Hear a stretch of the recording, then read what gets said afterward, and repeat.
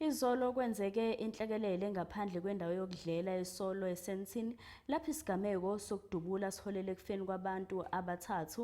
Kubika ukuthi udweshu luqale ngesikhathi owesilisa obehlome ngesibhamu ezama ukungena kule ndawo, nokuyinto ebiphoqa ukuthi kungabibikho izikhali.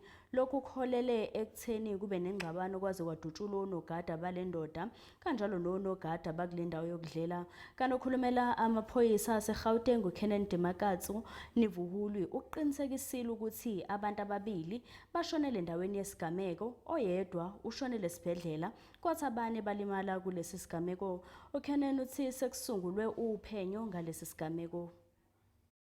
The police are investigating a case of murder and attempted murder following a shooting incident that claimed the lives of 3 people, leaving 4 injured last night at a restaurant in Sandton. It is reported that a man with a firearm wanted to enter the restaurant, which has a no firearm policy, and that is when the altercation started, leading to a shooting between the man's bodyguards and securities. 2 of the bodyguards were declared dead on the scene, while 5 victims were taken to a local hospital with gunshot injuries. And the man unfortunately succumbed to his injuries on arrival at the hospital.